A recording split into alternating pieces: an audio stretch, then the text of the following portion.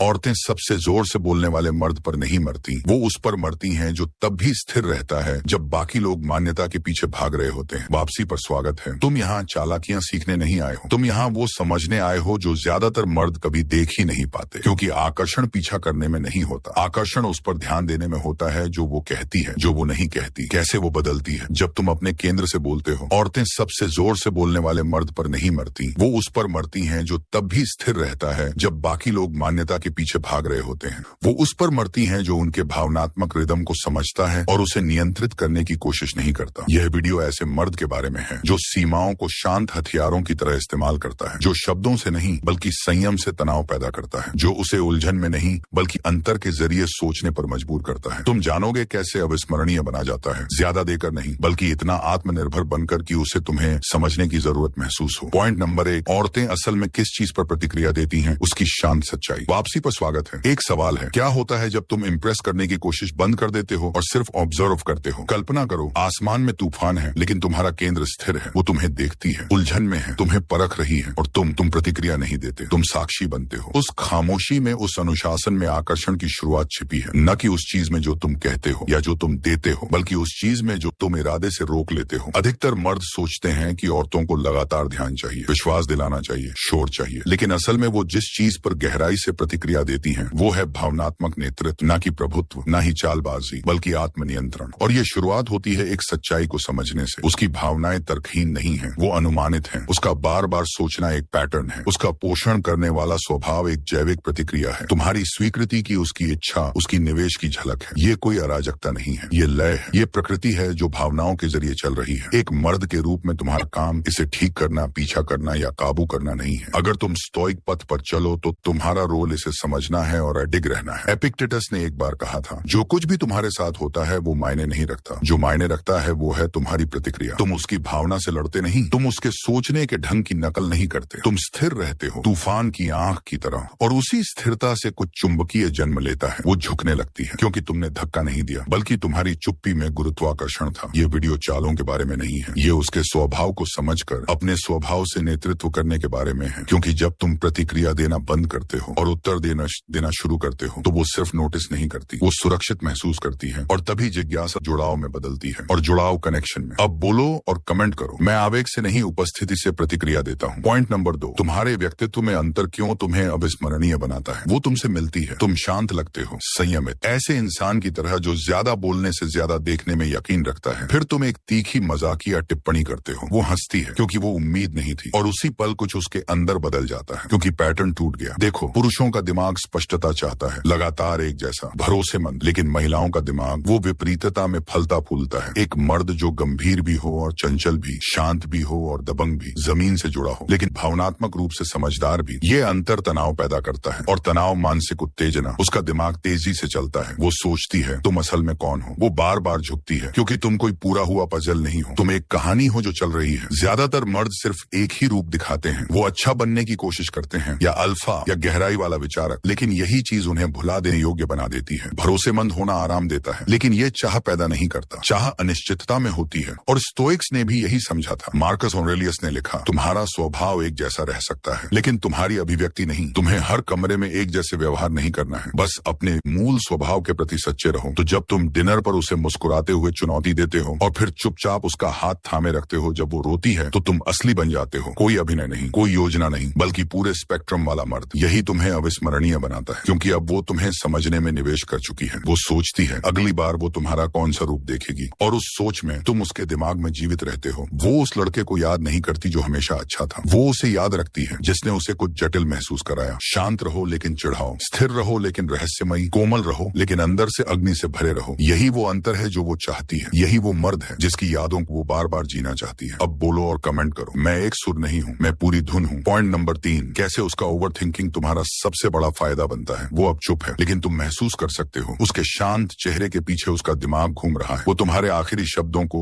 फिर से सुन रही है, तुम्हारे लहजे को दोबारा सोच रही है तुमने क्या मतलब निकाला जब तुमने कहा मुझे वो औरतें पसंद आती हैं जो मुझे चुनौती देती हैं। और यही इसकी खूबसूरती है। तुमने उसे नहीं बताया कि उसे कैसा महसूस करना चाहिए, तुमने उसे भरोसा देने की दौड़ नहीं लगाई, तुमने बस एक सोच पैदा की और उसके बाद उसके कल्पना को काम करने दिया। औरतें ज्यादा नहीं सोचती क्योंकि वो असुरक्षित होती हैं, वो ज्यादा सोचती हैं क्योंकि वो भावनात्मक रूप से बुद्धिमान होती हैं। और भावना जब अनिश्चितता से मिलती है तो एक चक्र बनता है, एक सवाल जिसे उनका दिमाग बार बार सुलझाने की कोशिश करता है। और यही जगह है जहाँ ज्यादातर मर्द हार जाते हैं। वो उस खालीपन को जल्दी भरना चाहते हैं, वो सब कुछ समझा देते हैं, हर भावना को स्पष्ट कर देते हैं और उसी में रहस्य मर जाता है। लेकिन तुम समझते हो कि जिज्ञासा आकर्षण का बीज है, तो तुम विचार बोते हो, धीरे से, बारीक विरोध, अनपेक्षित पसंद, सोच में डालने वाले अवलोकन। तुम कहते हो मुझे हमेशा एक औरत में धैर्य बेहद आकर्षक लगता है, जबकि तुम्हें पता है कि वो तात्कालिक है। तुम उसे नीचा दिखाने के लिए नहीं कहते या उसे बदलने के लिए नहीं, बल्कि एक सूक्ष्म आमंत्रण देने के लिए, चिंतन के लिए। और जब तुम ये सही करते हो तो वो झुकती है, शारीरिक रूप से नहीं बल्कि मानसिक और भावनात्मक रूप से। अब तुम उसके विचारों में प्रवेश कर चुके हो और एक बार जब तुम वहां हो उसका निवेश शुरू होता है। क्योंकि मनोविज्ञान में हम जानते हैं लोग उसी चीज की परवाह ज्यादा करते हैं जिसे उन्हें खुद समझना पड़ता है। यही वो तत्व है जिसे कार्ल युंग ने सक्रिय कल्पना कहा, अर्थपूर्ण किसी चीज को अपने भीतर समाहित करने की कोशिश। और एपिक्टेटस इससे सहमत होता। उसने कहा अगर तुम बेहतर बनना चाहते हो तो मूर्ख समझे जाने को तैयार रहो। इस मामले में इसका मतलब है हर हरकत को स्पष्ट मत करो, उसे सोचने दो, उसे वो तनाव महसूस करने दो। ये क्रूरता नहीं है, ये संयम है, ये उपस्थिति है। तो जब तुम एक ऐसा विचार छोड़ते हो जो तुम्हारे जाने के बाद भी उसके दिमाग में नाचता है, तो तुमने उसे इम्प्रेस नहीं किया, तुमने उसे हल्के से अस्थिर कर दिया, एक सबसे नशे की तरह तरीके में। क्योंकि तुम्हारे हाथ नहीं, तुम्हारी चुप्पी उसे तुम्हारे पास खींचती है। अब बोलो और कमेंट करो, मैं सब कुछ नहीं समझाता, मैं उसे खुद मुझे खोजने देता हूँ। पॉइंट नंबर 4, कैसे सीमित आलोचना तुम्हारी प्रशंसा को अविस्मरणीय बनाती है। वो तुम्हें देख रही है, इंतजार कर रही है। शायद उसने एक नया ड्रेस पहन लिया है, शायद उसने कुछ ऐसा पोस्ट किया है जिस पर उसे गर्व है। वो उम्मीद कर रही है जो ज्यादातर मर्द बिना सोचे दे देते हैं, तुम बहुत सुंदर लग रही हो। लेकिन तुम रुकते हो, तुम उसे ध्यान से देखते हो, फिर कहते हो मुझे कल वाला लुक ज्यादा पसंद आया, वो ज्यादा तुम्हारे जैसा लग रहा था। उसकी सांस अटकती है, नाराजगी में नहीं बल्कि जागरूकता में। क्योंकि पहली बार तुम्हारी स्वीकृति स्वचालित नहीं है, उसका वजन है, वो कमाई जाती है। तुमने उसका अपमान नहीं किया, तुमने हमला नहीं किया, तुमने बस सच्चाई कही, शांतिपूर्ण, सटीकता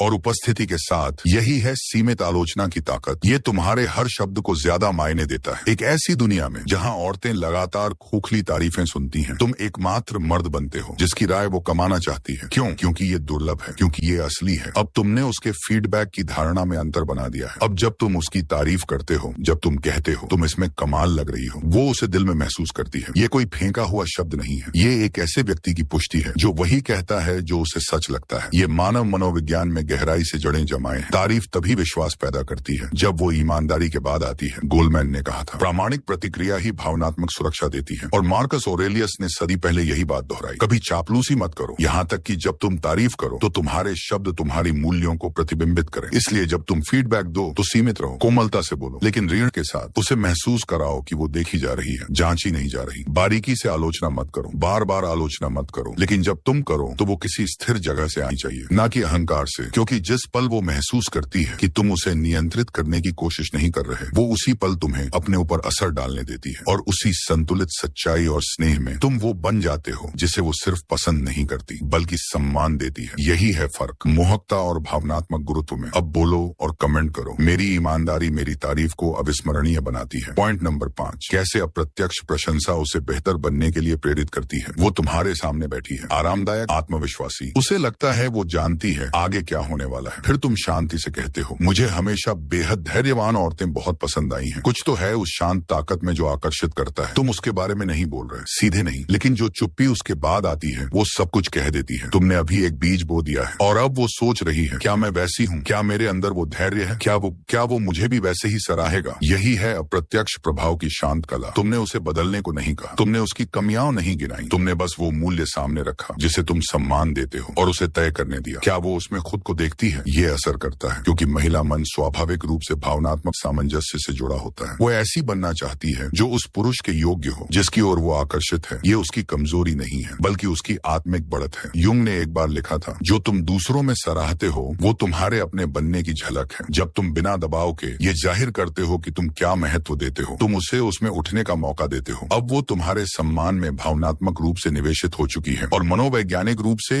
ये एक ताकतवर रिश्ता बनाता है। ये नियंत्रण नहीं है, ये आमंत्रण है। ज्यादातर मर्द या तो बदलाव की मांग करते हैं और प्रतिरोध पाते हैं या फिर तारीफ की बौछार करते हैं और अपनी कीमत खो बैठते हैं। लेकिन तुम कुछ अलग करते हो। तुम उसकी नजरों के ठीक बाहर की चीज की सराहना करते हो और उसे अपने आप उस ओर खींचने देते हो। यही असली ताकत है जो तुम मांगते नहीं थी बल्कि चुपचाप जाहिर करते हो कि तुम्हारे लिए क्या मायने रखता है। और अगर वो बदलने लगे, अगर वो ज्यादा धैर्यवान बन जाए, ज्यादा केंद्रित, ज्यादा जमीन से जुड़ी, तो वो कभी नहीं कहेगी कि वो तुम्हारी वजह से था, लेकिन वो जानती होगी और उससे भी ज्यादा वो उस विकास को तुम्हारे साथ होने के एहसास से जोड़ देगी। यही है वो तरीका जिससे मूल्यवान पुरुष दुनिया को आकार देते हैं, मांग करके नहीं बल्कि उपस्थिति, स्पष्टता और शांत दिशा से। अब बोलो और कमेंट करो। मैं उन चीजों की सराहना करता हूँ जो ज्यादातर मर्द देख ही नहीं पाते। पॉइंट नंबर 6, कैसे उससे तुम्हारी देखभाल करने देना उसे तुम्हारे और करीब खींचता है। तुम आज ठीक महसूस नहीं कर रहे, शायद सर्दी लग गई है, शायद बहुत लंबा दिन रहा है, और अच्छा दिखने का नाटक करने की बजाय तुम उसे एक मैसेज भेजते हो, क्या तुम मेरे लिए कुछ दवाई ला सकती हो? अगर रास्ते में हो तो ही वो लाती है। और सिर्फ इतना ही नहीं, वो याद रखती है इस एहसास को कि उसे बोझ नहीं समझा गया, ना ही इस्तेमाल किया गया, बल्कि उस पर भरोसा किया गया, क्योंकि उस पल में तुमने जरूरत के तहत नहीं बल्कि रिश्ते के तहत मांगा। ज्यादातर मर्द सोचते हैं ताकत का मतलब है पूरी तरह आत्मनिर्भर रहना, लेकिन स्टोइक सोच अलग है। वो अलगाव नहीं सिखाती, बल्कि ये समझ होती है कि कब किसी को अपने भीतर आने देना है बिना अपनी जगह खोए। और यहाँ है वो मनोवैज्ञानिक सच्चाई जो ज्यादातर लोग नहीं समझते। एक औरत गहरे स्तर पर तब जुड़ती है जब उसे तुम्हारी देखभाल करने का मौका मिलता है, सिर्फ तब नहीं जब उसे पूजा जाता है, बल्कि जब उसे जरूरी महसूस कराया जाता है। ये प्रवृत्ति गहराई से जुड़ी होती है। जिस पल वो योगदान देती है, देखभाल करती है, उपयोगी महसूस करती है, वो निवेश करती है। और जहाँ निवेश होता है वहाँ जुड़ाव पनपता है। प्यार सिर्फ चिंगारी में नहीं बल्कि काम में उगता है। एपिक्टेटस ने सिखाया था, जो तुम्हारे नियंत्रण में है उसका उपयोग करो, और हमेशा तुम्हारे नियंत्रण में होता है। दूसरे को अपने जीवन में महत्व देने की जगह ये निर्भरता नहीं है, बल्कि एक जगह बनाना है जहाँ वो योगदान दे सके। एक एयरपोर्ट तक छोड़ा जाना, एक ध्यान दिलाने वाली बात, एक घर का बना खाना। काम वो नहीं बल्कि उसके पीछे की भावनात्मक अनुमति अहम होती है, क्योंकि एक बार जब उसने तुम्हारे भले के लिए कुछ किया तो वो अपने आप को तुम्हारी दुनिया में देखती है और वहीं से सब कुछ बदलता है। लेकिन एक चेतावनी, अगर तुम इसका दुरुपयोग करते हो, अगर तुम बार बार जरूरत से मांगते हो, तो ये जुड़ाव टूट जाएगा, देखभाल मेहनत में बदल जाएगी। सच्ची मर्दानगी उस देखभाल को न्योता देती है, मदद की भीख नहीं मांगती। यही है संतुलन। तुम जमीन से जुड़े रहते हो, वो महत्वपूर्ण महसूस करती है, और इसी चुपचाप आदान प्रदान में कनेक्शन गहरा होता है। अब बोलो और कमेंट करो। मैं उसे इसीलिए देखभाल करने देता हूँ क्योंकि मैं उससे जुड़ना चाहता हूँ, ना कि उसे जरूरी बनाना। पॉइंट नंबर 7, कैसे तुम्हारी स्वीकृति पाने की उसकी इच्छा उसके भीतर कुछ गहरा जगह देती है। तुम अपनी दिनचर्या के बारे में बात कर रहे हो, तुम्हारी आवाज शांत है, सामान्य। तुम कहते हो, मुझे सुबह 5 बजे उठकर दिन शुरू करना बहुत पसंद है, इससे दिमाग साफ रहता है। वो रुक जाती है, न कि असहमति में, बल्कि क्योंकि अब उसके भीतर कुछ खुद को तुम्हारे मुकाबले तौलने लगा है। तुमने उससे जल्दी उठने के लिए नहीं कहा, तुमने उसकी जिंदगी को चुनौती नहीं दी, तुमने बस वो जाहिर किया जो तुम्हारे लिए मायने रखता है।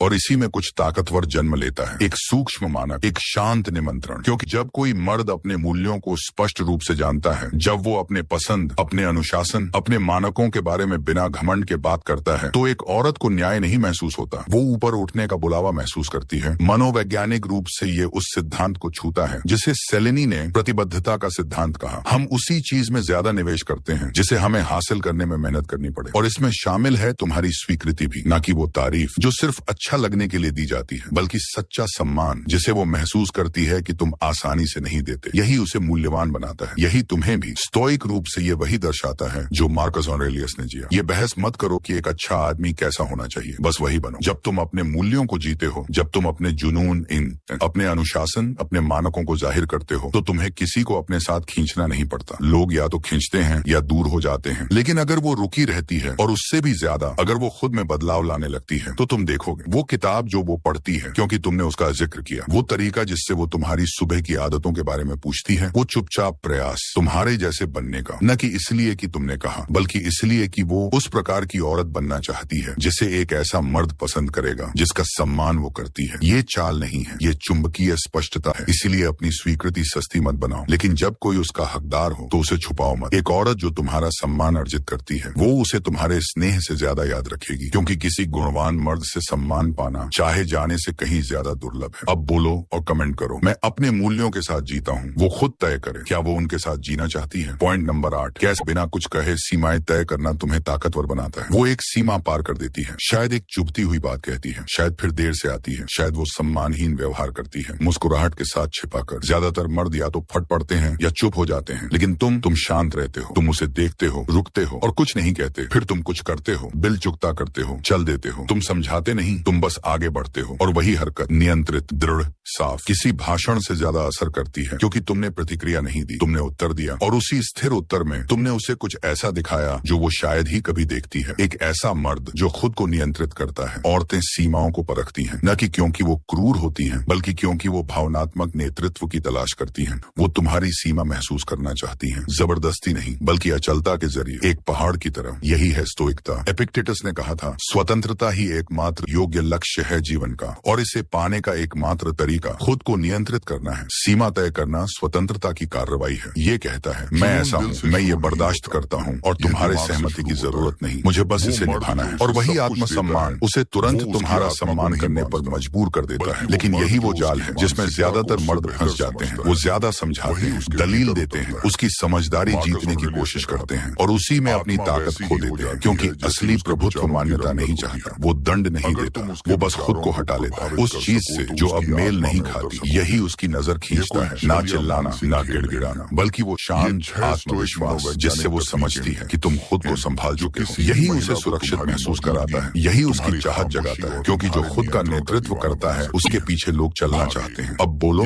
और कमेंट करो। मैं सीमाएं इसलिए तय करता हूँ क्योंकि मैं अपना केंद्र बचाना जानता हूँ। पॉइंट नंबर 9, कैसे तुम्हारे विकल्पों के सूक्ष्म संकेत उसके भीतर प्रतिस्पर्धा की भावना जगाते हैं। वो तुम्हें देख रही है, टेबल के उस पार। शायद वो हंसते हुए पूछती है, तो क्या तुम किसी को देख रहे हो? और पूरी कहानी बताने की जगह तुम मुस्कुराते हो, अपना ड्रिंक लेते हो और कहते हो, यूं कहो कि मेरी रातें बोरिंग नहीं होती। तुमने डींग नहीं मारी, तुमने झूठ नहीं बोला, तुमने बस संभावना को हवा में रहने दिया। और उसी पल उसके भीतर कुछ आदिम जागता है, एक हल्की सी हलचल, थोड़ी सी जिज्ञासा, एक अचानक जरूरत कि वो खुद को बाकियों से अलग दिखाए। क्योंकि बिना कहे ही तुमने सच्चाई जाहिर कर दी। तुम्हारे पास विकल्प है और अब वो बनना चाहती है जिसे तुम चुनो। यही है सामाजिक प्रमाण और प्रतिस्पर्धी वृत्ति की मनोविज्ञान। ये खेल नहीं है, बल्कि धीरे धीरे दिखाना है कि तुम वांछनीय हो, सिर्फ उसकी नजरों में नहीं। और उसी पल ऊर्जा बदलती है, वो ज्यादा झुकती है, जोर से हंसती है, ज्यादा निवेश करती है। क्योंकि आकर्षण निश्चितता में नहीं उपजता, बल्कि उस तनाव में जो पहुंच और रहस्य के बीच होता है। स्टोइक्स ने इसे भली भांति समझा। सेनेका ने कहा, जो खुद से संतुष्ट होता है उससे कभी प्रशंसा की जरूरत नहीं होती। तुम दूसरी औरतों का जिक्र नहीं करते उसे जलाने के लिए, तुम नाम नहीं लेते, तुम कहानियां नहीं गिनाते, तुम बस ऊर्जा को अपने लिए बोलने देते हो। तुम शांत हो, उपस्थित हो, लेकिन उस शांति के नीचे एक अनकही सच्चाई है, मैं अकेला नहीं हूँ जिसे तुम देख रही हो। और यही उसे और जोर लगाने पर मजबूर करता है, क्योंकि उसे लगने लगता है तुम मूल्यवान हो, तुम्हारे मानक हैं, तुम आसानी से नहीं रुकते। और उससे भी अहम, तुम समझौता नहीं करते। ये अहंकार नहीं है, ये आत्मसम्मान से जन्मी चुंबकीयता है। इसलिए कभी मत कहो कि तुम डिमांड में हो, बस उसे महसूस होने। तुम्हारे रवैये में, तुम्हारी चाल में, तुम्हारी व्यस्तता में उसे सबूत की जरूरत नहीं, उसे महसूस कराना जरूरी है। और एक बार उसने महसूस कर लिया, वो कभी खोना नहीं चाहेगी, जिसे उसने अभी पाया भी नहीं। अब बोलो और कमेंट करो। मैं मान्यता के पीछे नहीं भागता, मैं अपनी उपस्थिति से सब कह देता हूँ।